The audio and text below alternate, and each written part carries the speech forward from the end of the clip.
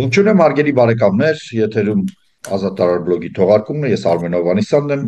ինչպես միշտ Կիրակի օրերը Կարենի հետ Սարգսյան միասին զրուցելու ենք, շնորհակալություն ենք հայտնում աջակցության համար, շատ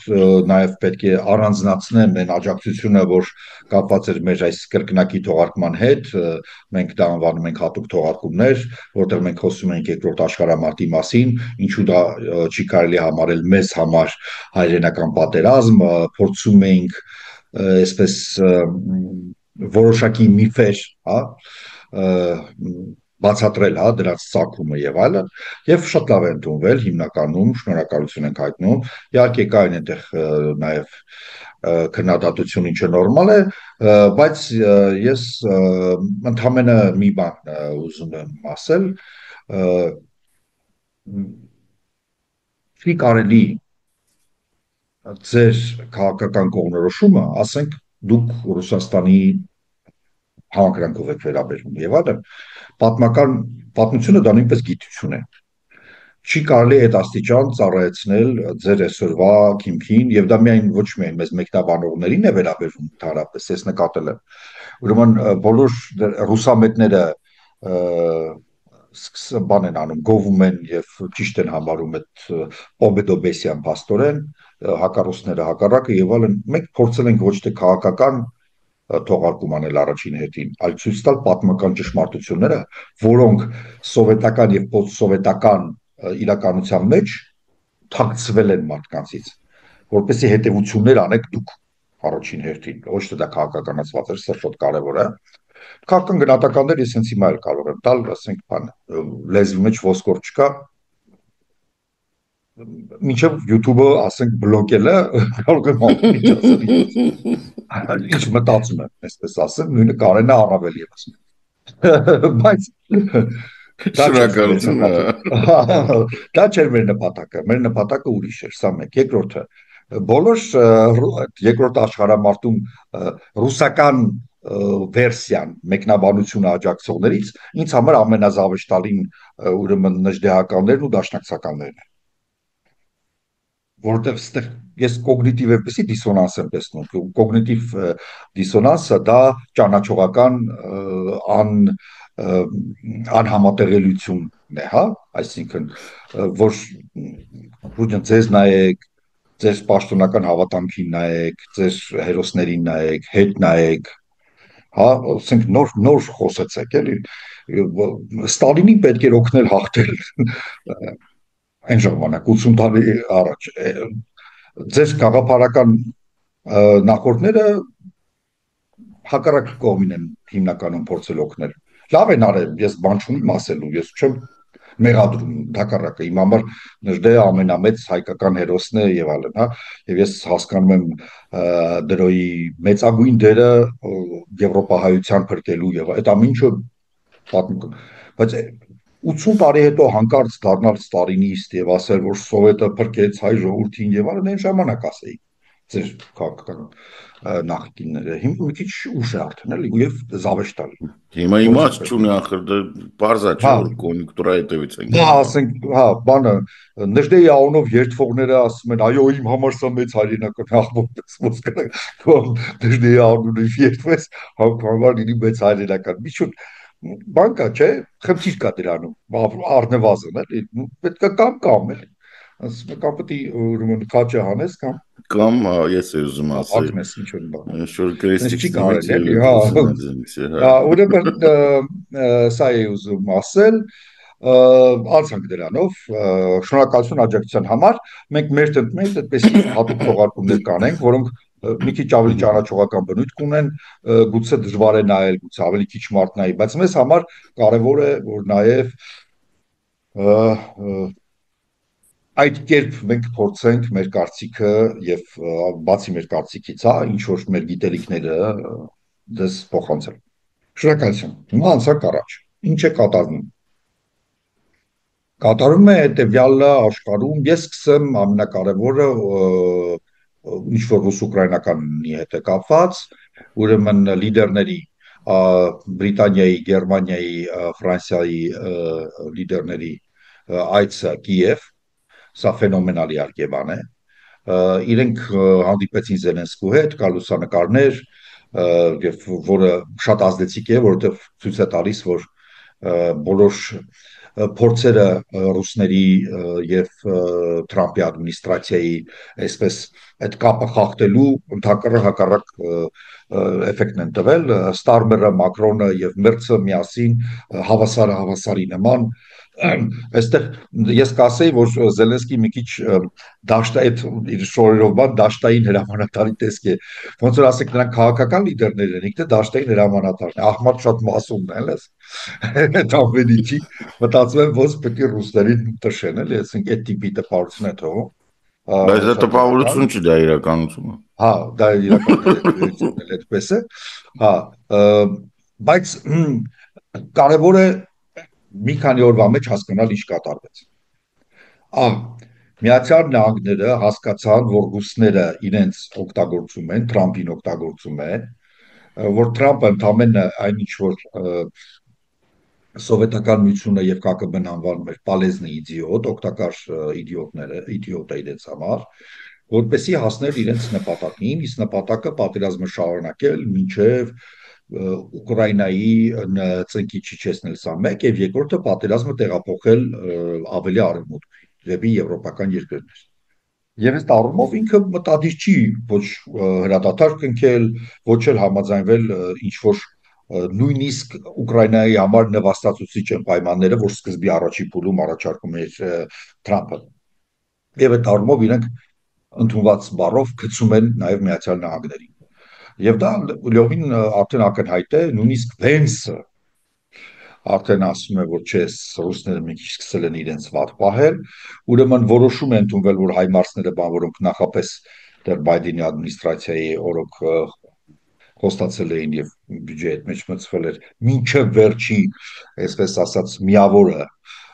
զինատեխնիկան շատ կարևոր հասցվելու է Ուկրաինա, արդեն որոշումը պաշտոնապես կա, սա նույնպես կարևոր է։ Եվ ամենակարևորը իրենք հասկացան, որ մեկը, որ Եվրոպային կոտրել չի ստացվի, որ Եվրոպան ավելի ընդհակառակը միավորվեց եւ համախմբվեց եւ իրենց համար Ռուսաստանի սահմանափակումը եւ Պուտինի ախորժակի սահմանափակումը լինել չլինելու հարց Եվրոպային եւ իրենք ստեղծիչելու տեղ չունեն։ Իրենք չեն կարող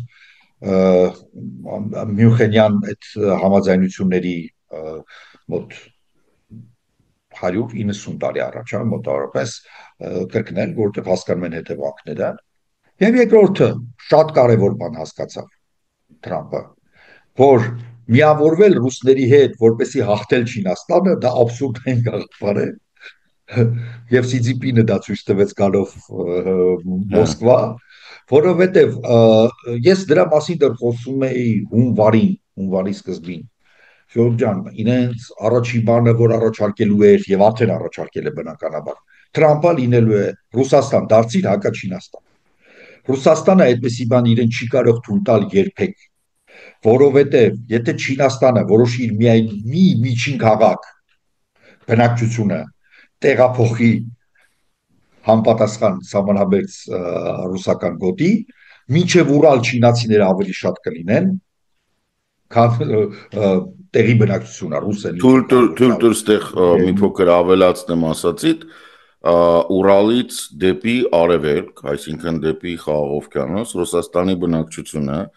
Ռուսաստանի ռուս բնակչությունը այս պահին չի գերազանցում 16.5 միլիոն մարդ։ Այո, իսկ Չինաստանի միջին քաղաքը համարվում է 20 միլիոնանոց քաղաք։ Ուղղակի Արմենի խոսքերին, Արմենի խոսքերին նոսրացրած այնտեղ բաժանի արդեն Ռուսաստան չի լինի այնտեղ։ Ռուսները ես դա չեն կարող թույլ տալ պարզապես սկզբունքորեն։ Դրա համար իրենք կգերադասեն նույնիսկ էլի հակնել Ամերիկայի հետ, գնալ Ամերիկայի դեմ, բայց Չինաստանի դեմ չեն կարող գնալ, թույլ չեն կարող իրենց տալ։ Դրա համար ռուսները պիտի գտնեին տարբերակ։ Հիմա գիշերը ընկեր Պուտինը ասել է, որ շատ շտապ հայտարարություն պետք է անեն։ Ռուսները լարված բան կարող պատերազմ բրցնում ակամ ասում որ միջուկներ։ Մի բան պետք է կարևոր ասեմ։ Կներես մի բան էլ ասեմ։ Ասում է գիշերը, բոլորը փակում են աչքերը։ Մաֆիան բացում է աչքերը։ Պուտինը սպանում է բոլորին։ Ուրեմն Պուտինը ելույթներով ասում է, որ մենք առաջարկ ունենք։ Ես հիմա այդ առաջարկի եւ պատճառը եւ հետևանքները հնարավոր է թե դա ընդունվեր, արդեն վերջվել է։ Մենք թողած ասեմ, բանը հաջորդ սերիալը պատմեմ, որ արդեն վերջվել է։ Հա։ Ուրեմն որն է, որ հրադադար չենք ընկնում, հրադադարը քննարկում ենք, այսինքն մենք արդեն ինչպես եղավ 22 թվականին, եթե հիշում ես այդ Մինսկում, Ստամբուլում, այսինքն պատերազմը գնում է, բայց մենք բանակցում հանդիպենք մի հատ բանակցենք, հա։ Հա, այդ առումով, որ ռուսները մտածում են, որ իրենք անընդհատ ճնշում գործադրելով, նախ երբ որ իրենք սկսեն բանակցել, Ամերիկան ստիպված էլի կթուլացնի Ուկրաինայի աջակցությունը եւ իրենք առավելություն կստանան, մյուս կողմից անընդհատ հարվածելով եւ վերջի ուժերը հավաքելով, իրանք ոնց ասած ընթացքում բանակցությունների կստիպեն Ուկրաինային անել են ամենա բանզիչումներ, հանում է առանց նախապայմանների, թվում է թե ինչ լավ բան է, չէ, առանց նախապայմանների, որտեղ Ռուսաստանի նախապայմանները հայտնի են, ինքը արդեն հայտնի է, 4 մարզ, Ղրիմ, չեզոքություն, զորքի սահմանափակում եւ այլն, ռուսերեն լեզվի ստատուս, չնայած առանց այդ շրջանների ինչ ռուսերեն լեզումը արդեն ինքն այնտեղ պետք է, չգիտեմ, բայց ինչով է։ Հա, բայց 4 ռուսախոսը որ հարում է, մի տուն պետք է մնա, մի շենք պետք է մնացած լինի, արմ այդ այդտեղ քաղաքներում, որ գոնե մարդ ապրի, որ ասես ինչեր են խոսա։ Նկարների վրա բայց ինչեր են։ Հիմա թվում է թե հա հիմք ընդունելով նախկուն Ստամբուլյան պայմանավորվածությունները սա իհարկե ծուղակ էր եւ ես միակը չէ որ այսպես կարծում եմ փորձեցի նայել հիմնականում վերլուծաբանները հակված են դրան որ սպոնսորը այս առաջարկի Չինաստանն է ինչու որովհետեւ Չինաստանը շատ լուրջ է ընկալում այդ առևտրային պատերազմը որը շատ անհաջող կերպով էս փուլում իր դեմ վարում է Միացյալ Նահանգները եւ իրենք փորձում են Ամերիկային հարվածել պրոքսի երկրների միջոցով մեկը դա Պակիստանն է եւ երկրորդ չինական բակ ուզում էին հակաչինաստան ստանան ստացան վասալ Ռուսաստան Չինաստանի վասալ Ռուսաստանը փաստորեն Սիցիպինը ասել է չզիջեք որքան կարող եք երկարացրեք ես ձեր հետևում կանգնած եմ բանը ոնց էր ասում Մեդվեդևը денег нет но вы держитесь հա փող չկա բայց դուք դիմացեք եւ գնացել է եւ ընդամենը իրեն պետք է Ամերիկայի խնդիրները Եվրոպայի խնդիրները բոլորի խնդիրները սրած պահել որպեսզի ստանալ առավելություն այդ առևտրային պատերազմում ինչ ինքը անում էր օրինակ Պակիստան-Հնդկաստան կոնֆլիկտում դրա մասին խոսի մանրամասն կարել Սա ուրեմն հասկացան Եվրոպայում սկսեցին հասկանալ, որ առանց, ասում Եվրոպայում կներեք Վաշինգտոնում, որը առանց Եվրոպայի աջակցության հաղթել Չինաստանին անհնար է, նույնիսկ մտածել դրա մասին չի կարելի։ Եվ Տրամպը սկսեց կամաց հետ քաշել, հա, իր բաները կոպիտ արտահայտությունները չեմ ուզում շատ օգտագործել, հետո կա սենսը Նյու Յորք Սիթի բանը հակել ես Ամերիկայի նախագահային ինչ ասես չես ասում, հա զիջել, լավ սենց ասեմ, իր նախկին որոշումներից օրինակի համար կոմպրոմիսի եկան Բրիտանիայի հետ։ Կոմպրոմիսի իմաստը, որ բոլոր այն ապրանքները, որտեղ չկա չինական կոմպոնենտ ընդհանրապես բավական ցածր տարիքներով են մտնում Միացյալ Նահանգներ։ Միակ պահանջը Չինաստանի հետ մի համագործակցի, այսինքն որպեսզի Չինաստանի ռեէքսպորտով մի զբաղվի, չինական ապրանքների ռեէքսպորտով եւ կոմպոնենտների մի զբաղվի։ Բրիտանացիները չունես դու ընդհանրապես մենք քո երկիր չենք ուղարկի ոչ մի չինական բան։ Այդտեղ եկան։ Իրենք հաստատ գալու են Եվրոպական միության հետ նույն պայմանավորվածությանը, որովհետեւ իրենք ստեղծվել են մի կոնստրուկտ այդ նոր հանրապետականների դա իհարկե մագար չի, դա մագայի մակարդակը չի, այդ տեխնո ֆաշիստների եւ այլն մոտ, որ Ռուսաստանը եւ Ամերիկան հարվածում են եւ ծնկի են բերում Եվրոպան որպես տնտեսական մրցակից եւ զուգահեռ պայքարում են Ռուսաստանի օգնությամբ Չինաստանի դեմ, ինչը բան է, մոտավորապես վատ ֆանտաստիկ վեպի բան է, էլի, սյուժե, որտեղ դա պարզապես անդր է, ոչ ռեսուրսների տեսակետից, ոչ Ռուսաստանի հնարավորությունների տեսակետից, ոչ ցանկությունից եւ այլն եւ այլն եւ այլն։ Եվ դրա պատճառով իրենք ստիպված են գնալ կոմպրոմիսների։ Իսկ Եվրոպան ունի մի պահանջ, երկու պահանջ։ Մենք չմիջամտել Եվրոպական միության գործերին եւ չխրախուսել հակաեվրոպական ծայրահեղականներին, հակա եվրոպական ծայրահեղականներին, երկրորդ հնարավորություն տալ Ուկրաինային եւ Եվրոպային Պուտինին ցույց տալ իր տեղը պատմության աղբանոցում կոնկրետ իր համար հատկացված անկյունը, որը սպասում է իրեն այնտեղ բանել, ոչ ոք չի զբաղեցնում, հակադեմը կանգնած, որ ոչ ոք հանգստեղ չզբաղեցնի, մինչև ինքը գնա թե սուսուփուս վեր ընկնի։ Այնտեղ Եվրոպայի պարտները եւ Միացյալ Նահանգները սկսել են փոխել իրենց կարծիքը, որովհետեւ ուրեմն սարսափելի ցածր ռեյտինգ, էլի ընկնում ու ամենակարևորը բան է, բոլոր swing state-երում որտեղ ինքը բոլորը մաղթեց, չէ՞։ Մենք ընտրություններից առաջ Կարենը հիշի, ասում ենք լավ, ասենք այսքան swing state կա։ Այս կանոն կարող է դեմոկրատները ինքը հաղթեց բոլորում, դա ֆանտաստիկ արդյունք է։ Հիմա բոլորում 6-ից 6 արդյունք տվեց։ 6-ից 6 պարտվում է այսօրվա հարցումներով, ինքը բոլոր 6 նահանգներում պարտվում է։ Ոչ թե 2-ում, 3-ում,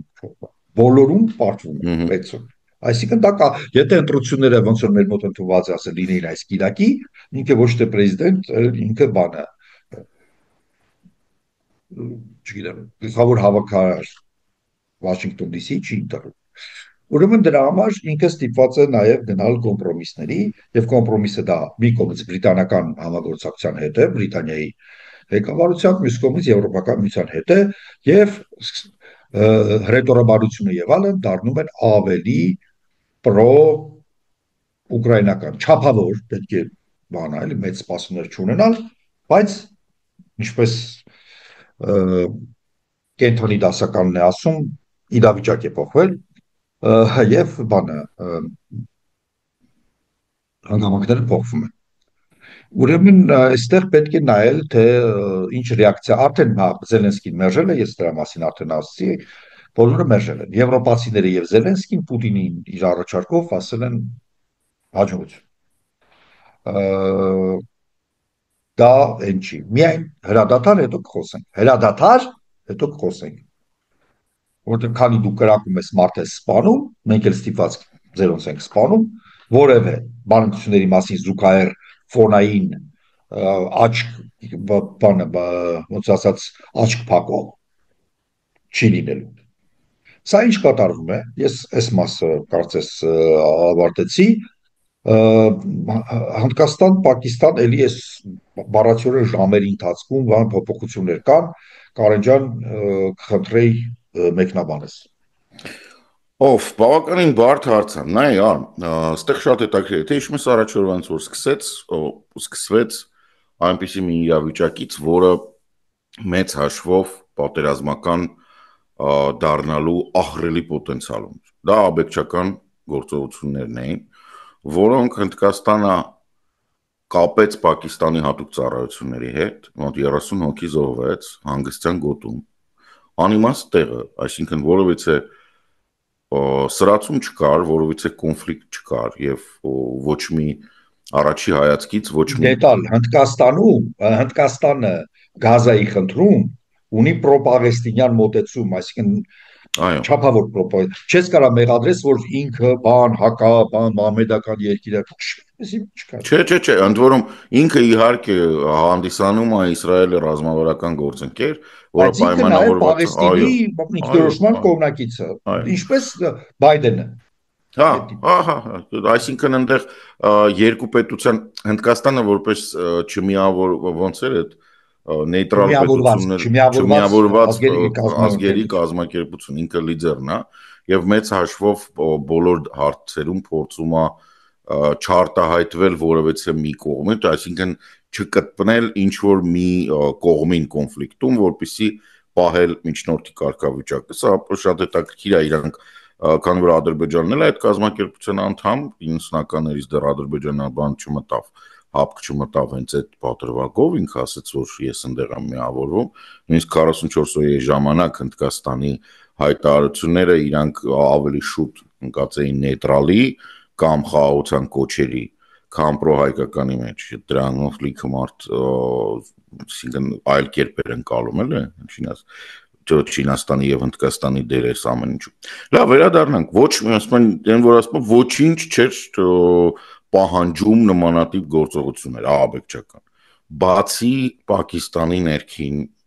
հարցերից։ Հնդկաստանը գնալով դառնում էր ել ավելի ծանրակշիռ երկիր, որովհետեւ Հնդկաստանը դիտարկվում էր արդեն վերջի մի 5 տարին ԵՄ-ի կողմից եւ ԱՄՆ-ի կողմից նույնիսկ Բայդենի ադմինիստրացիայի ժամանակ դիտարկվում էր որպես Չինաստանին հակակշիռ տարածաշրջանում։ Եվ մենք այս հենց ինչ որ դիտարկվում է, պետք է դիտարկվի հենց այս տեսանկյունից, որ մենք ունենք Չինաստանի տնտեսական մրցակցությունը ԱՄՆ-ի հետ, որը տարբեր տեղերում այսուհետ պրոքսի պատերազմների տեսքով դուրս է գալու։ Հնդկաստանը ոչ միայն հռչակվել էր որպես Չինաստանի ալտերնատիվ, այլ նաև կոնկրետ քայլեր էր դրա վրա եւ ԱՄՆ-ի հետ ստորագրված պայմանագրերը եւ Ֆրանսիայի հետ ստորագրված պայմանագրերը վերջինս օրինակ ասեմ 20 թվականին թե 18 20 թվականին ոնց որ AUKUS-ը այդ 19 մինչև կոവിഡ് էր դա Բորիս Ջոնսոնի ժամանակ էր դեռևս այդ AUKUS-ը, այսինքն ավստրալիական սուզանավերի մասին խոսել ենք, որ Ավստրալիան Ֆրանսիայի հետ ուներ պայմանավորվածություն, որ Ֆրանսիան պետք է միջուկա սուզանավերի արտադրեր, տեխնոլոգիան փոխանցեր Ավստրալիային եւ դրանք պետք է լինեին միջուկային շարժիչի վրա հիմնված սուզանավեր, այսպես կոչված ատոմային սուզանավեր։ Բորիս Ջոնսոնը եւ ԱՄՆ-ն այն ժամանակվա դեռ Տրամփի ադմինիստրացիան ճնշեցին Ավստրալիային, Ֆրանսիային ոնց որ գցեցին, դա բավականին վատ ընկալվեց Ֆրանսիայում, բայց Ֆրանսիան շատ արագ, քանի որ արդեն ամեն ինչ պատրաստ էր, Ֆրանսիան օրինակ այդ նույն միջուկային սուզանավերի թեման տարավ Հնդկաստան եւ մոտավորապես վերջերս ասած, ասենք կարող եմ 6-7 ամսվա ընթացքում մի քանի տենց նյութ նայել եմ, որ Հնդկաստանը սկսում է իր սուզանավերը բանով ֆրանսիական տեխնոլոգիաներով պատրաստել եւ անցնում է միջուկային սուզանավերի արտադրության, որտեղ իրանք ունեն այդ բան։ Ռաֆալները հայտնի է, հա, վերջի ամենաբանը, որ եղավ 7 միլիարդի կոնտրակտը, որը նախատեսվում էր 36 Ռաֆալի սպասարկում եւ 22 Ռաֆալ, որոնք պետք է տեղակայվեն ավիակիրի վրա։ Այս ամենը պարզավ հակապակիստանյան թեմա չի, այս ամենը հակաչինաստանյան թեմա։ Եվ ակնհայտ է, որ այս բոլոր զարգացումները պրոբլեմ են ստեղծում հենց Չինաստանի համար։ Պակիստանը տարիներով, տասնյակ տարիներով դեռևս նախորդ դարից ստեղծման օրվանից չեմ ասի, բայց մոտավորապես 60-ականներից ինքը հանդիսանում է Չինաստանի պրոքսի, ինքը որպես այդպեսին ինքն էլ է պրոքսի։ Շատ հետաքրքիր է, ինքը շատ լավ հարաբերություններ ունի Թուրքիայի հետ, այսինքն ինքը վերապատրաստվում է Պակիստանի զինվորականները վերապատրաստվում են Թուրքիայում, հիմնականում նաև ռազմական օդաչուների մասն է խոսքը, ինքը մասնակցել է 44-ին մեր դեմ, ինքը ամբողջությամբ ինքը քաղաքական առումով այնպիսի տպավորություն է, որ դեպի արևմուտք Հինդգետից դեպի արևմուտք Պակիստանը թուրքական պրոքսի է, դեպի արևելք չինական պրոքսի է։ Ինչ-որ մի իրավիճակ է, այնտեղ ստեղծվել է 47 թվականին բրիտանացիների որոշմամբ, մինչև այդ գոյություն չի ունեցել, չի էլ կարող ունենալ, որովհետև ինքը ոչ մի էական բան չունի։ Եվ այս պատերազմները Հնդկաստանի եւ Պակիստանի միջև իրանք միշտ ունեցել են բավականին վատ հիմքեր, որոնք իրենք կրոնական են ոնց որ թե էթնիկ են ոնց որ թե բայց օրինակ Պակիստանը 5-6 հիմնական մեծ էթնիկ խմբերից է բաղկացած, որոնցից ամենահայտնին մեծն ու երևի թե պուշտուններն են եւ բաները, բելուջները, այո, պուշտունները իրանական ժողովուրդ են, որ նույնիսկ հնդիկ չեն։ Այո, իրենք իրանական ժողովուրդ են, բելուջները ես հիմա անկախացել են, ապստամբել են, իրենց տարածքը փակել են բուն Պակիստանից,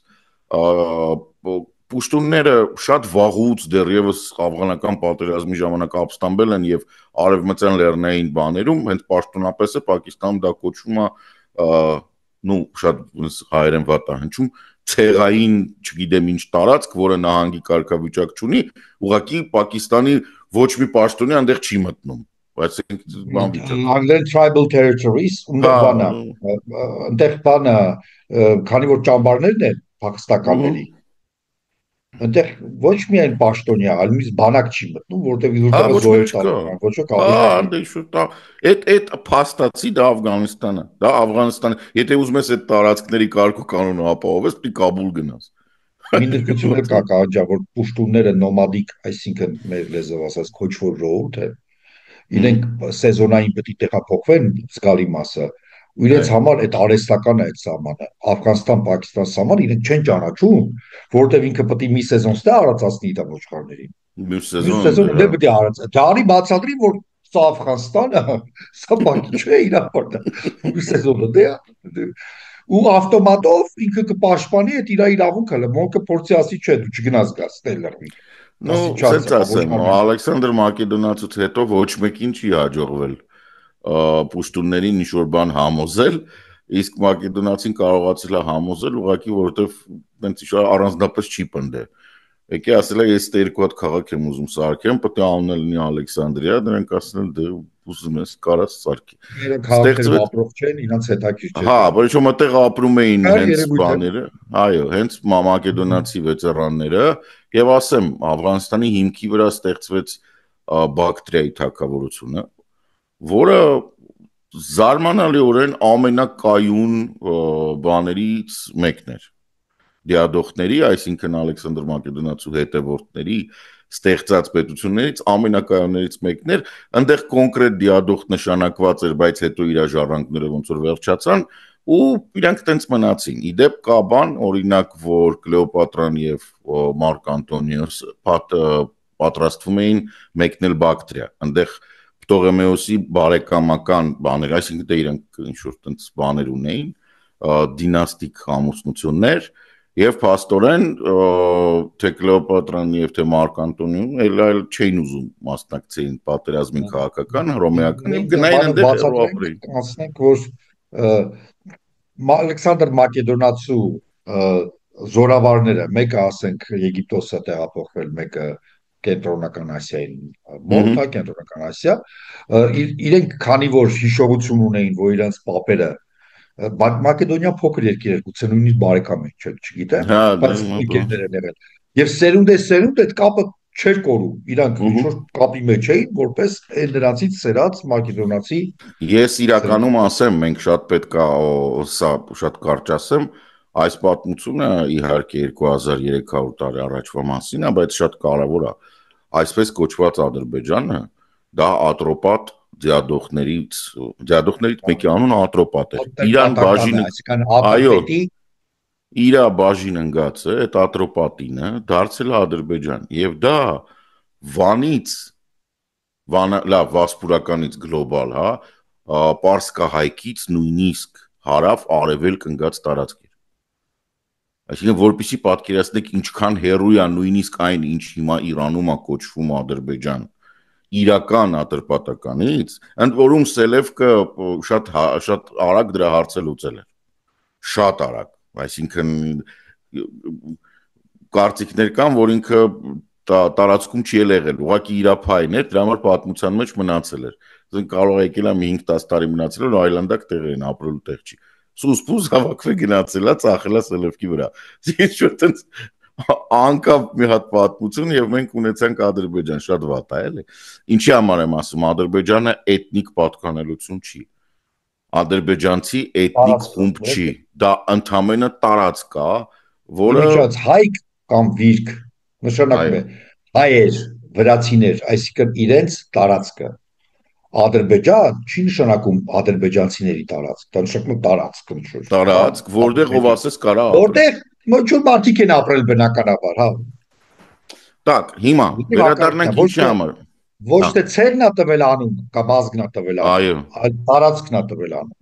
Տարածքը տվել անուն, ընդ որում հիմնականում փաստաթղթային եւ հիմնականում հելենիստական պատմության մեջ պարսկական, հին պարսկականով պահպանվել է հին անունները, դա, չգիտեմ, Միդիանա եւ այլն եւ այլն։ Այսինքն ինքը ընդհանրապես հարկային փաստաթղթերում գրված է եղել, որ այս տարածքից եկած հարկերն են։ Այտենց է ինքը եկել հելենիստական։ Հիմա վերադառնանք, ինչի համար միշտ այս զուգահեռները պետքա տանել։ Ադրբեջանը, Պակիստանը, այդ երկրներ են, որոնք ստեղծվել են ինչ-որ մարդկանց հրամաններով, հա? Եվ այս խնդիրները, որոնք իրանք հարևանների հետ առաջացնում են, հիմնված են այդ բարդույթների վրա։ Հիմա ասեմ ինչն է բան։ Պակիստանը իրականացնում է հատուկ ծառայություններով, իրականացնում է ահաբեկչական ակտ, որը բոլորը ընդունում են, որ դա ահաբեկչություն է եւ մեղավորը ակնհայտորեն Պակիստան։ Այսինքն հանգստյան գոտում ոչնչացվում են, սպանվում են մարդիկ։ Ուղղակի սպանվում են մարդիկ։ Սրա հիմնական նպատակը Հնդկաստանի շուրջ առաջինը ստեղծել բացասական իմիջ, Հնդկաստանի շուրջ ստեղծել ապակայունություն եւ հնարավորինս դանդաղեցնել կամ կասեցնել դեպի Հնդկաստան արտադրության տեղափոխումը եւ Հնդկաստան ուղիղ արտասահմանյան ներդրումները։ Այսինքն 1, 2, 3 ինչ-որ sense գործողություններով ակնհայտ է, որ Հնդկաստանի հատուկ ծառայությունները այնուհետ ասցին, որ էլի են պլանավորված եղել, մենք կասեցրել ենք։ Ամբողջը տեղի ունենում Ջամու Կաշմիրի, ինձ թվում է, ես ու Արմենը մի հատ բան կանենք, ծրագիր կսարքենք այդ հնդ-պակիստանյան պատերազմների, որտեղ սա շատ կարևոր է։ Ես նույնիսկ բան կանեմ, ինձ վրա կվերցնեմ, որպեսզի քանի որ շատ էի խորացել դրա մեջ, մի հատ տենց ընդհանուր քաղաքական եւ ռազմաքաղաքական, որպեսզի մարդկանց պարզ լինի ինչի մասն է խոսքը։ Ջամու Կաշմիրը իրանց Արցախն է։ Այսինքն, երբ Հնդկաստանը եւ առանձնացավ բրիտանական կայսրությունից եւ բրիտանական կայսրությունը որոշեց իրականում բանով, ինչ որ նպատակներ կային, ինչ որ բան կար, ասում էր հիմնականում իսլամ դավանող, նրանք նույն ժողովուրդն են, հիմնականում իսլամ դավանողներին եկեք առանձնացնենք,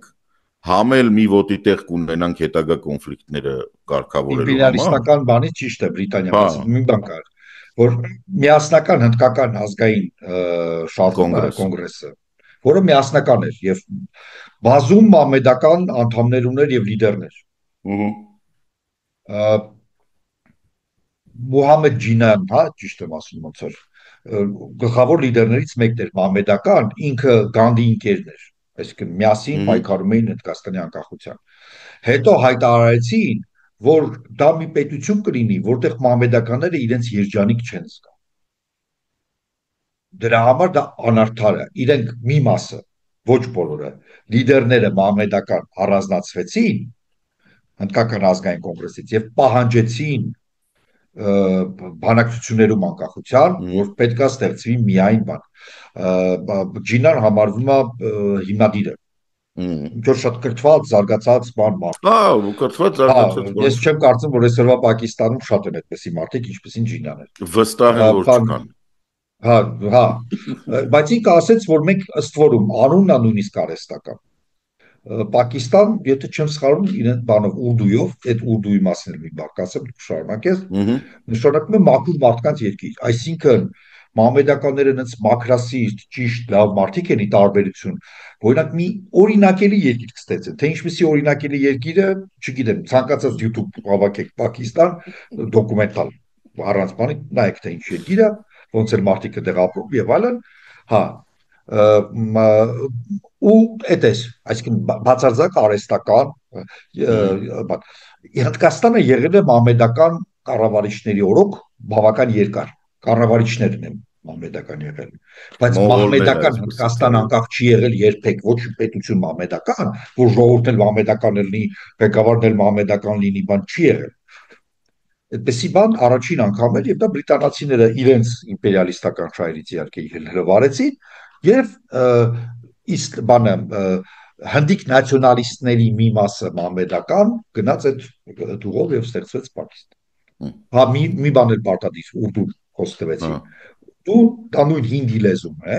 Այո։ Բայց մահմեդականացված, այդպեսի երևույթներ կան։ Օրինակ կա իդիշ լեզուն, որը գերմաներենի մի բարբառ է, բայց աշկենաց հրյաները ինչ է արվում Աստվածաշնչից, Թորայից,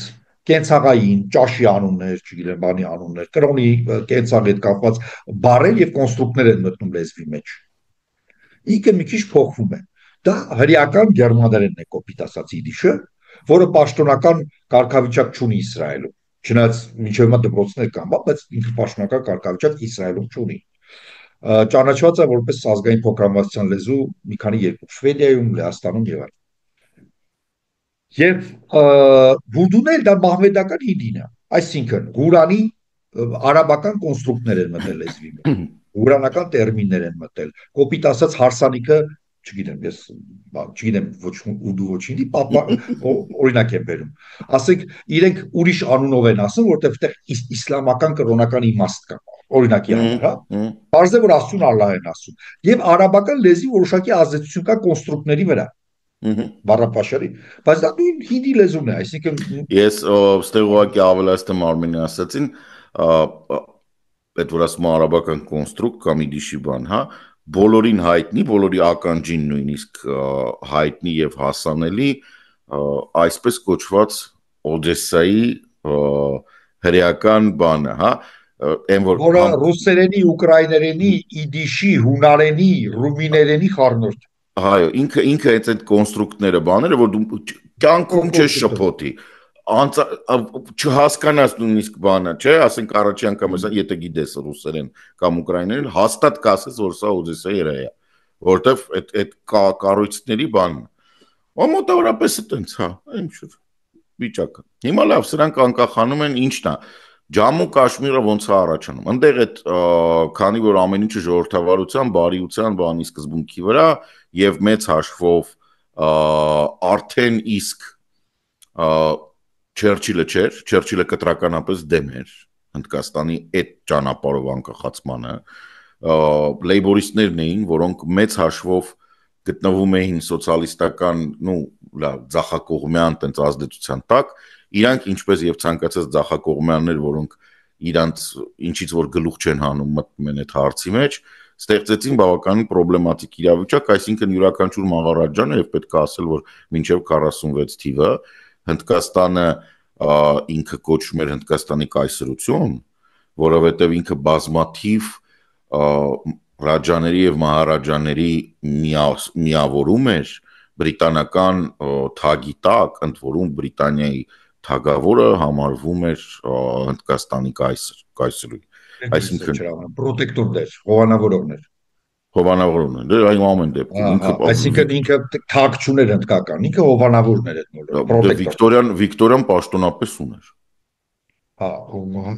որտեղ իրենք ասեն British Raj, այսինքն բրիտանական կառավարում։ Դա British Raj են ասում, բայց British Empire իրենք ստացան, Վիկտորիան վերցրեց, երբ որ հռչակվեց Հնդկաստանի կայսրուհի։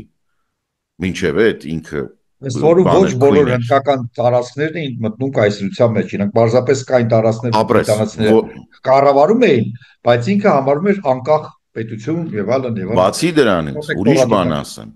մինչև բավականին երկար ժամանակ, օրինակ Գոան, Կալկատան, բանը, որոնք ֆրանսիական, Գոան պորտուգալական, բանը Կալկատան ֆրանսիական եւ իրանց ազդեցությունը եւ այնտեղ լեզուն, իրանք այլ Պոնդուչերին, որը ֆրանսիական է։ Ես խոնարհվում եմ ուղղակի քո այդ անունները ոնց ես հիշում։ Ես տենց միշտ բան անցնում եմ ստորակետով։ Դրա համար կա բան։ Խնդիրը որն է։ Մահարաջաները պետքա յուրաքանչյուրը ոնց որ իր ռաջայության անունից այստեղ թե այնտեղ միաներ։ Օրինակ կենտրոնական Հնդկաստանում կար մի մահարաջություն, անունը կյանքում չեմ հիշի, որը բավականին մեծ էր, որը մեծ հաշվով այն ինչ որ հիմա Բանգալորն է։ Այդ Բանգալորը շատ երկար որոշում էր կայացնում, ինքը կմիանա նրան, ինչը դարձավ Պակիստան, թե չէ, եւ պետք է ասենք, որ այն ինչ որ Բանգլադեշը, այսինքն Գանգես գետի։ Կիսեցին, նույն ձևի կիսեցին։ Այո, իրանք կիսեցին, այսինքն Պակիստանը առաջ Պակիստանն էր եւ Բանգլադեշը, այդ մինչեւ էլ առաջի պատերազմը։ Սրա մասին է խոսքը, այսինքն Պակիստանը ստեղ էր, այս ծերից էր, այն ծերից էր եւ իրականում այո, ինքը մեր այն հաղորդման մեջ դրա մասին մանրամասն կպատմես։ 71 թվին Բանգլադեշը, ես որպես ինչ որտեղ Բանգլադեշի հետ առնչվող մարդ, այսինքն Բանգլադեշում ապրող Երևանի, ողջունում եմ այդ հաղորդումը նախապես, 71 թվին հնդկական բանակը ջախջախեց պակիստանցիներին, օգնեց Բանգլադեշը անկախանալ։ Սա ինչու է կարևոր։ Ջամու Կաշմիրը, որը ես ինչի եմ սա ասում, որ Ջամու Կաշմիրը որպես այդպիսին ինքը բնակեցված էր մոտավորապես 50-50-ի եւ քանի որ որոշում էր կայացված, որ իսլամ դավանող բաները պետքա կպնեն Պակիստանին, իսկ այսպես կոչված Ջամու Կաշմիրը ղեկավար Ռաջան եւ ղեկավարող Ռաջան եւ բնակչության 50-ից մի քիչ ավել տոկոսը իսլամ էին դավանում։ Սրանք որոշեցին, որ դե թղթով պետքա կպնեին Պակիստանին, առավել եւս որ բան էին, մոտիկ էին։ Բայց մինչև Ռաջայի մահը այնտեղ տենց էր այդ իրանց սահմանադրությունը, որ մինչև այդ Ռաջայի մահը այդ հարցը չէր լուծում եւ իրանք վերջում են որոշում կայացրել ժառանգությունն է։ Այդ բանի մեջ կտակի մեջ գրել է ինչ պետք է լինի։ Եվ Հնդկաստանը արդեն կազմավորված, որը այդ Ջամու Կաշմիրի ոնց որ SS բանն էր, մտել էին Հնդկաստանի մեջ, հետո ինչ որ մի պահի որոշվում է, որ չէ, գիտես ինչ կա, սրանց իսլամ դավանողները ուզում են կպնեն Պակիստանին։ Կոնֆլիկտը տեղից է, ես ինչի եմ ասում, այդ իրանց Արցախն է, որ երկու երկիր կիսում են, իրավական հիմք չկա, այդ կոնֆլիկտը իրավական լուծում չունի։ Դե ֆակտո կիսած Ջամու Կաշմիրը ըստ շփման գծի, այսպես ասած, հա, ինքը կիսված է նաև իմաստային, այդ ստատուս քվոն, որը ստեղծված է, որը հետագա տասնամյակների համար կոնֆլիկտի բուն է, կոնֆլիկտագեն կտոր է, որովհետև այդպես չի կարող լինի, ինչ որ մի պահի այդ հարցը պետք է լուծում ստանա, ինչ որ մի կողմ։ Բայց այս կոնֆլիկտագեն վիճակը ինքը հարմար է պատերազմ սկսելու ցանկացած պահ։ Ես վստահ եմ, որ խոշոր խաղացողների համար սա գլխացավ է, նույնիսկ Չինաստանի համար, որովհետև երկու միջուկային զենք ունեցող երկրների միջև դու ունենաս նմանատիպ հակամարտություն, որը ցանկացած պահի կարաս տրաքացնես։ Սա պրոբլեմա, լրջագույն պրոբլեմա, որտեղ միջուկային զենքի կիրառումը, եթե դու նայում ես Պակիստանին, դու հասկանում ես, որ այնտեղ ղեկավարությունը ամեն սերնդեսերունդ դեգրադացվում է, որովհետև ուղղակի տենում ես իրանց խոսույթից ես տեսնում, էլի ինչ վիճակ է։ Եվ Պակիստանը հիմնականում օգտագործվում է որպես հենարան Թուրքիայի կամ Ադրբեջանի նման երկրների համար, որոնք որ մեծ հաշվով տես ինչն է ամենապտենց պարզ ցուցիչը, հա, Պակիստանը խորը իսլամական պետություն, որը այս ամեն ինչը ասում է հանուն իսլամի է այս պատերազմը եւ այլն, Սաուդյան Արաբիան, որը մեծ հաշվով երբեք հայտնի չի նրանով, որ հակաիսլամական գործողություններ անում, չէ, Սաուդյան Արաբիան բացեի բաց օժանդակել է, ում ճիշտ է, Հնդկաստանին։ Այսինքն խնդիր կա, որ կա 3 պետություն այսօր աշխարհում, որ հավակնում է պայմանական խալիֆատին, այսինքն սուննի մահմեդականների լիդեր համարվել։ Բան չհասկանանք էլի միջնադարյան իմաստով, որ մի պետություն լինի բան, այսօր չէ։ Դա Սաուդյան Արաբիան, Թուրքիան եւ Պակիստանը։ Այդ առումով իրենք երեքն են մրցակիցներ են։ Չնայած Թուրքիան եւ Պակիստանը դաշնակիցներ են, բայց նույնիսկ այդ առումով իրենք մրցակից են։ Ինչու՞։ Որտեղ Պակիստանը մոտ ավելի Ասիայի այն մասին, որտեղ հիմա ահռելի քանակությամբ մահմեդականներ կա, բայց դրանք ոնց որ երկրորդ կարգի մահմեդականներ են, ինդոնեզիացիները, մալայացիները եւ այլն, Չինաստանում բան կան, մամեդականներ կան, ոչ միայն թուրք, նաև չինախոս, եւ այլն, եւ այլն։ Ինքը ավելի մոտ է դրած, եւ հիմա տրադիցիոն կենտրոնները իսլամի մի տեսակ մրցակցության մեջ են, որ չասած մենք իսլամը էստեղ է։ Այն բանը տեսնեք, ընդից Մուհամեդի իր ուխտով անցել է, դուք ով եք օրինակ։ Հասկանում եք։ Այդ բանը կա, այդ կոնֆլիկտը կա։ Այո, ես էլ առանձին թեմա, սա ես ասեմ, հələ մենք կտեսնենք, մեր սերունդը կտեսնա այս կոնֆլիկտը, որ դասական իսլամի երկրները շատ ավելի կմտերմանան, ասենք շատ ավելի կվեստերնիզացվեն եւ կմտնեն այդ բանի մեջ եւ կոնֆլիկտը լինելու այնտեղ։ Ամեն դեպքում ես կոնֆլիկտը որպես ռազմական գործողությունների շարք շատ բարձ կնկարագրեմ։ Մի փոքր փորձարկեցին իրենց զենքերը հիմնականում։ Երկուսն էլ բավականին մեծ պոտենցիալ ունեն ռազմական, բայց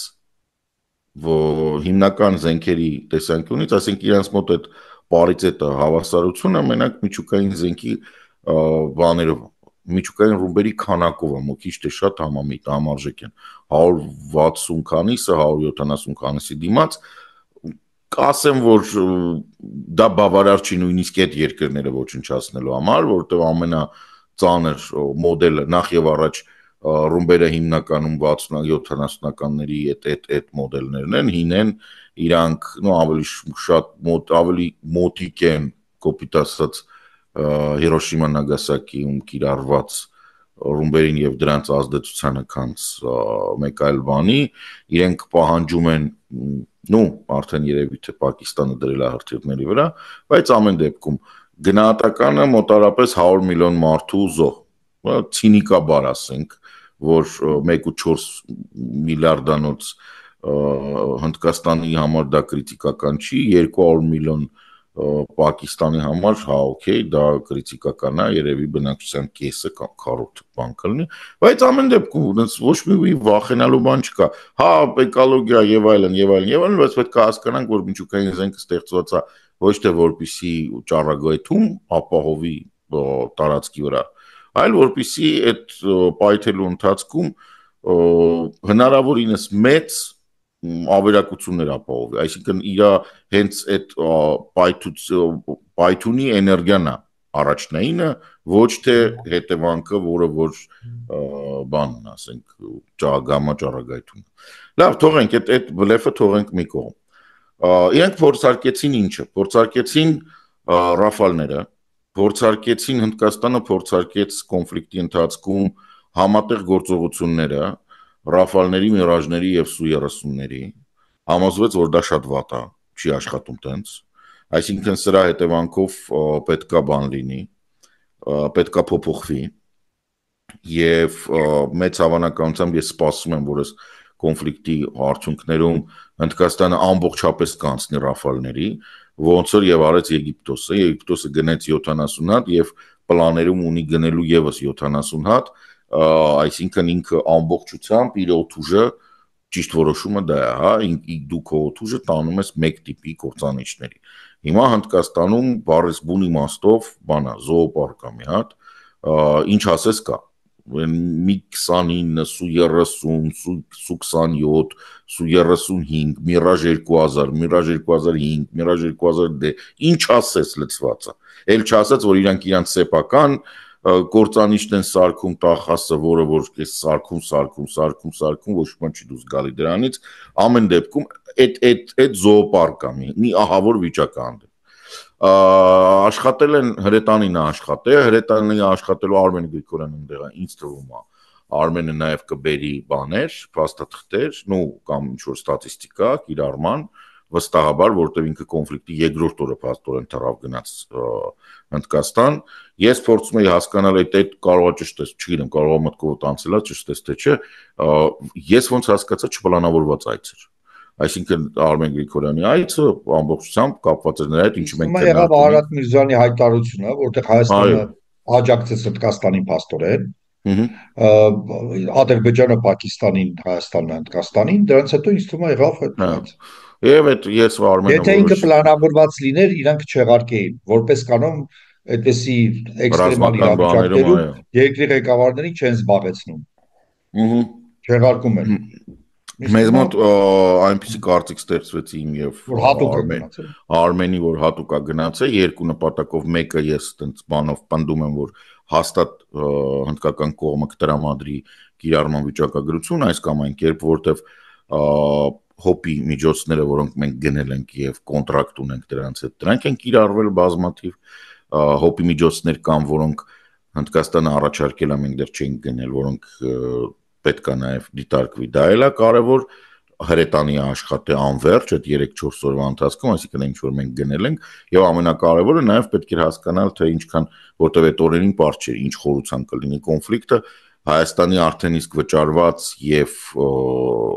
դեռևս չմատակարարված զենքի զինամթերքի սպառազինության բախտներ պետք է հասկանալ, որտեղ մենք ոնց որ թե մի անգամ այտենց Ռուսաստանում գծվեցինք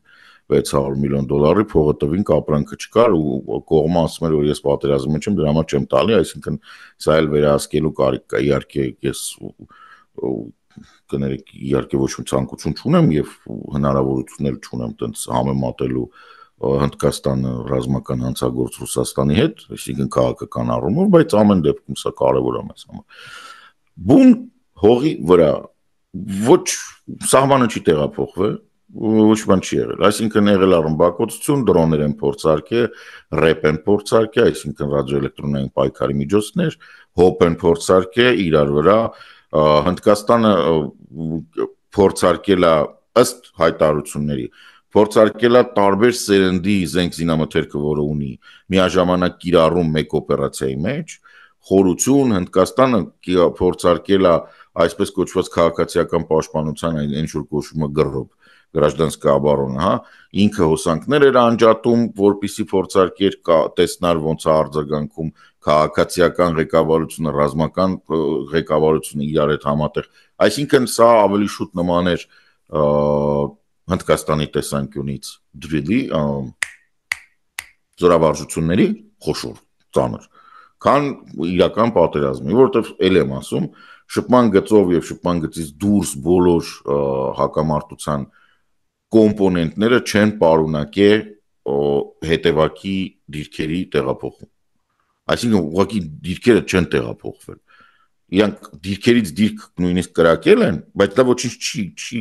ոչ մի հետևանք չի ունեցել։ Որ վստահեցնում եմ ձեզ, որ նպատակ լիներ երկու կողմը դադարել գոյություն ունենալ այդ կրակոցներից հետո։ Հա, ոչ դիրքն է դադարել, ընդհանրակարգ դեպի խորք են կրակել, այսինքն դեպի դիրք կրակել են, բայց հիմնականը աշխատել են դեպի խորք։ Եվ ես ասեմ, մեծ հաշվով Հնդկաստանի պոտենցիալը բավարարում էր եւ Պակիստանի այդ թրփոշությունը ուներ այդ պոտենցիալը, որպեսզի դառնար կոնկրետ հակամարտություն ծեծեին իրար, ոչ չեն արել։ Ես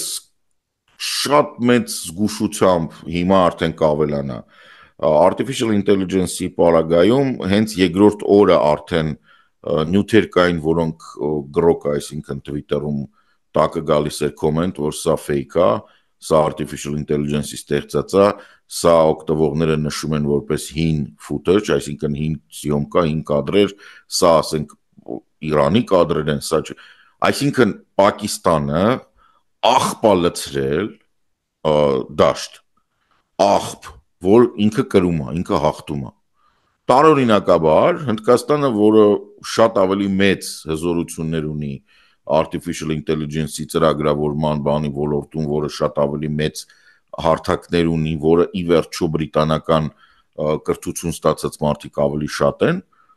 ինքը տենց ինչ որ առանձնապես աչքի չընկավ։ Գեներացված է մի քանի բան, YouTube-ով տեսել եմ, բայց հիմնական մասը պրոպակիստանական է։ Սա պետք է անցնել այնպես, որ աշխատել է ոչ միայն Պակիստանի բանը, այլ նաև բոլոր այսպես կոչված Արմենը ոնց որ նշեց, այդ նեղացած իսլամ դավանողների, դա Պակիստանն է, դա Ինդոնեզիան է, դա Մալայան է, դա բաներն են, ադրբեջանցիք են եւ մեծ հաշվով Պակիստանը պետք է դիտարկել բոլոնց նրանց ներկայացուցիչ,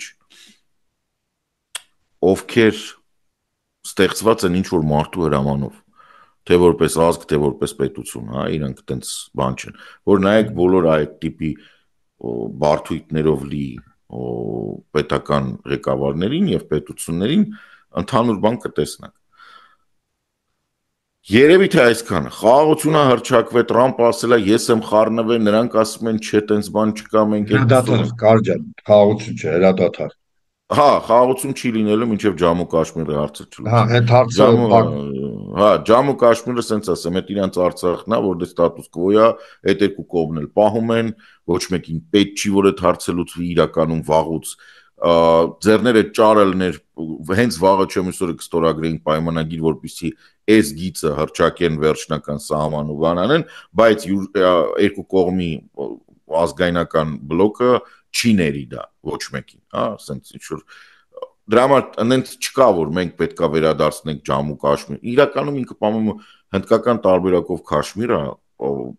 բանով պակիստանական տարբերակով։ Դե Ջամու եւ Կաշմիր են ասում, Հնդկաստանում էլ Ջամու եւ Կաշմիր։ Հա, երևի այնտեղ ինչ որ մի կտոր կա որ ունի պարլամենտ եւ այլն, բայց նահանգի կարգավիճակ չունի, որտեղ դեռ ամբողջական չի։ Հա, ինչ որ տենց ինքը ունի պարլամենտ, կառավարություն, ինչ որ ինքնավարություն, բայց նահանգի կարգավիճակ չունի, ավելի ցածր է կան նահանգը, էլի։ Հա, ինքը այնտեղ տենց բաներ կան։ Ընդ որում Հնդկաստանում է կա, Հնդկաստանի այդ Քաշմիրի մայրաքաղաքը նույնիսկ էվակուացման խնդիր կար, որովհետև Պակիստանը հրթիռներ էր բալիստիկ կիրառում, բայց չեղավ, ուղղակի հոսանքը ինչ որ անջատվեց մի քանի ժամով միացավ։ Մենք ինչ ունենք։ Մենք ունենք մի իրավիճակ, որ խաղաղություն չի լինելու, բարև խաղաղության խաչմերուկ։ Երկու երկրները իրար հետ շարունակելու են գոյատևել այս կամ այն կերպ, բայց մշտապես հարցը լինելու է այսօր չէ վաղը պատերազմա, եւ այս հարցի լուծումը այն հարցերից է, որը կներեք, բայց գոյություն չունի։ Այսինքն ակնկալել, որ այս հարցը շատ կարևոր է, չէ։ Տրամպը ասաց, որ հրադադար, 2 ժամ հետո Պակիստանը հրադադարը խախտեց, թե Հնդկաստանը խախտեց, ոչ մեկ չգիտի, որովհետև բաները նյութերը եկան երկու կողմից միաժամանակ, համ հնդկական, համ պակիստանական կողմից եկան։ Ես գտնում եմ, որ պոտենցիալով իհարկե բանը թույլ է, Պակիստանը թույլ է, բայց հիմարությամբ շատ ավելի առաջ են։ Հենց որ իրանք կարող էին այդ բանը օգտագործելով, ինչ որ իրանք ինչ էր պետք, քանի որ Հնդկաստանը ապացուցված 5 կներեք 3 բազա օթուժի Պակիստանի ոչնչացրեց բալիստիկ հրթիռներով եւ ուղակի ցույց տվեց դիեզերական ծրագրով բաներով արբանյակային նկարներով ապացուցեց, որ այդ աղաբեկչական իսկ իրականում Պակիստանի հատուկ ծառայության վերապատրաստման բազաները առաջի օրը 5-ից 7 հատ էլ դա ոչնչացրեց, փաստացի ցույց տվեց։ Պակիստանի համար էր կարևոր, որ ինքը գոնե 1 բալիստիկ հարված հասցնի, որպեսզի իր մարդկանց բերանը փակի։ Թե չէ դե ֆակտո, նենց փաստացի հողի վրա ստացվում է, որ մեծ հաշվով Հնդկաստանը իր նպատակին հասավ։ Այսինքն Պակիստանի հատուկ ծառայությունների բազաները վերապատրաստման ճամբարները անմիջական շփման գծի ինչ որ թիկունքում ոչ շատ խորը ոչնչացված է։ Պակիստանի ռազմական բազաները օթուժի ոչնչացված են, որը պոտենցիալ կարող էին աշխատել 3-ը, առնվազն 3-ը, 5-ին հարվածը հասցրել, երկուսի մասին տեղեկություն չկա։ Պակիստանը մեծ հաշվով մնացել է առանց ջուր եւ ամենակարևոր գարնանային փուլում Հնդկաստանը փակել էր ջուրը։ Ջուրը ոնց որ թե 1 շլյուզը բացել են։ 1 շլյուզը դա մոտարապես 15%-ն է նրա, ինչը Պակիստանին անհրաժեշտ է գյուղատնտեսությունը վերականգնելու համար։ Այսինքն Պակիստանը դեռևս մնացել է կախվածության մեջ։ Եվ ինձ թվում է, այս հրադադարը ինքը հումանիտար է, որովհետև նույնիսկ Հնդկաստանը հասկանում է, որ 200 միլիոն սոված մարդ, սոված, որովհետև իրանք բան չունեն, եւ չնայած իրանք կոչվում են մաքուր, իրանք այդքան էլ մաքուր չեն։ Դա խոլերայի բուն է։ Ուղղակի խոլերայի բուն է։ Դրա համար ինչ որ մի կերպ այդ ջուրը պետք է բացվի։ Մի դրվագ կա, որ պետք է ասեմ, շատ երկար խոսացի իրենց մասին։ Մի դրվագ կա, որը պետք է բան անել, Հնդկաստանը նավատորմը բերեց դեպի Կարաչի, որից հետո Պակիստանը անմիջապես տարօրինակաբար բան արեց, համաձայնվեց հրադադարի։ Սա երևի թե ամենակարևոր կետն է, որը մեզ մոտ բաց թողեցին։ Առաջին ապահովում է, դա ասում են մոտարապես 85%-ը Պակիստանի արտաքին առևտրի, որտեղ այն մյուս կողմը ինքը դուրս է գալիս ցամաքով դեպի Բելուջիստան, երկաթգից չկա, բան չկա։ Ինքը մենակ Կարաչիով է օգտվում։ Ու եթե դու Հնդկաստանից բլոկադայի մեջ ես, դու մենակ այդ ունես։ Հնդիկները գալիս են Կարաչին, փակում են եւ վերջ, բրծավ։ Պակիստանը վերջացավ։ Դրա համար այդ օպերացիան, որը տեղի ունեցավ բարձբուն իմաստով հայտարարված հրադադարից մի քանի ժամ առաջ,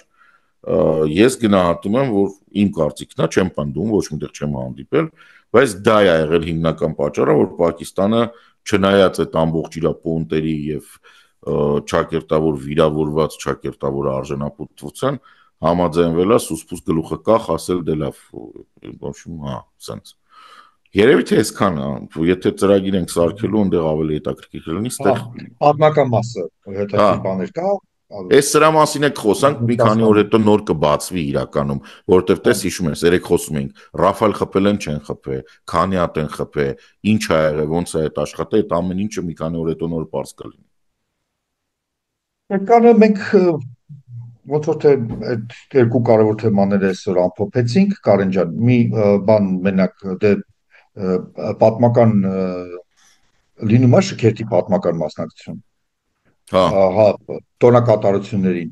Պատմական շքերթի պատմական մասնակցությունը ավարտվեց, հիմա գնահատականներ են տրվում,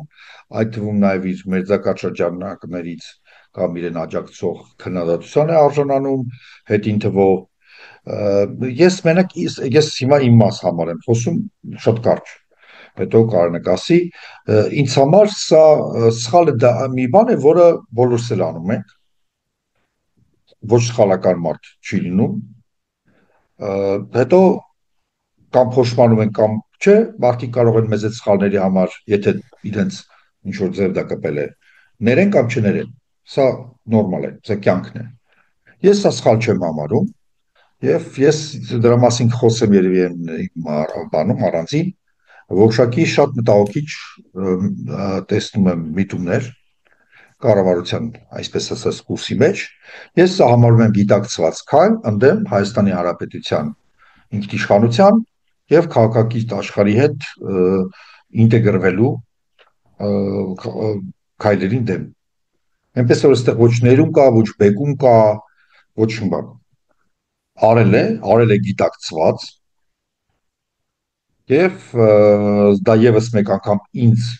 համար ավելացնում է այն համոզմունքին այս քայլը, հա, իրեն, որ մոտակա շրջանում ժամանակահատվածում արդեն մենք պիտի Նիկոլ Փաշինյան անունով վարչապետ չունենանք, պարզապես վերջ։ Ես այդպես եմ մտածում։ Կարեն ջան, եթե մի բան ուզում ես ավելացրու, հրաժեշտ եմ։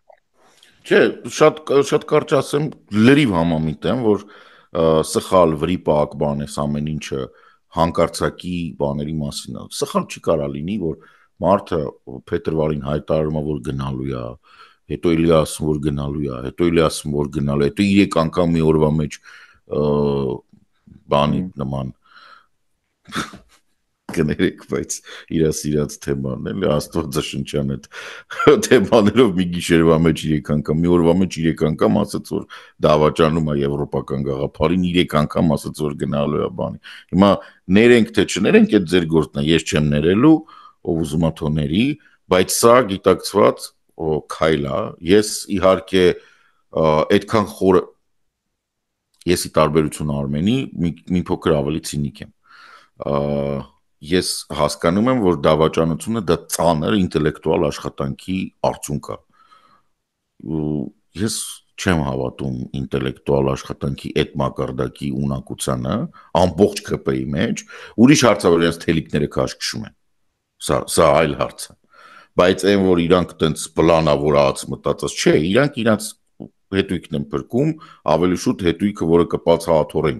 որտեղ ուղղակի հետույք փրկելը շատ հեշտ է։ Արդեն այնքան ունեն, որ կարան գնան Մալայզիայում, Ինդոնեզիայում կամ ասենք, չգիտեմ, Թայիթիում խնդրեն, որ Մակրոնը իրենց պահի։ Սա մասին է խոսքը, այսինքն սա սխալ Թալերանի ասած բան չի, էլի, ընդ որ ասում սա դավաճանություն վատ բան ասած, սա դավաճանությունից վատ բան ասած, կլա չի, դա չի։ Ինքը մտածված փորձում է հետույք աթոռ փոխկապակցված այդ բանը պահի։ Ինչու, որովհետև ինքը որոշումը տեսավ եւ հայտարարեց, վստահ եմ, որ ինքը այնտեղ նստած մտածում է, ասում է «Кто меня за хвост тянул», այսինքն ինչ եղավ, ինքը 3 անգամ ասեց, որ գնալու է, տարբերակ չկար չգնալու, Ալիևը ասեց, «Հոպ, ես չեմ գալու»։ Դե կգնաս։ Այսինքն խնդիրը որն է։ Այն որ ասում է գնում էր Հայաստանի համար կարևոր բաներ բերել, մեծ հավանականությամբ պետք է Ալիևի հետ հայտարարեն, որ այդ պայմանագիրը վերջը մեր ստորագրելու են։ Հա, իրանք պետք է ասեն, որ ամեն ինչ ցենտրա ստորագրելու, իսկ Ալիևը չի ուզում դա ասի։ Ավելին, Էրդողանը չի ուզում եւ Էրդողանը մտերմանալով ասեմ, որտեղից է բուսնել, այդ գիտեմ, ժողովուրդ կներեք, կարող է 1 րոպե, 2 րոպե ձգվի։ Վստահ եմ, որ սա սկսվել է այն պահից, որ հունվարի 20-ից հետո, Տրամպի ինագուրացիայից հետո, տարածվեց այդ ալիքը, որ Տրամպը Պուտինի հետ պայմանավորվում է։ Եվ Տրամպը, այո, մենք էլ ենք ասել, որ Տրամպի պատկերացումով այս տարածքը բանին է, բայց մենք ասել ենք, որ չի ստացվելու, չէ՞։ Իսկ իրանք համարել են, որ իրանք էլի մեզանից խելացի են, ու իրանք են ճիշտ, ոչ թե մենք, չնայած որերորդ տարին է կառավարում են։ 7-րդ տարին է, ամեն երամսյակի վերջում իրանք համոզում են, որ մենք ենք ճիշտ, իսկ իրանք սխալ։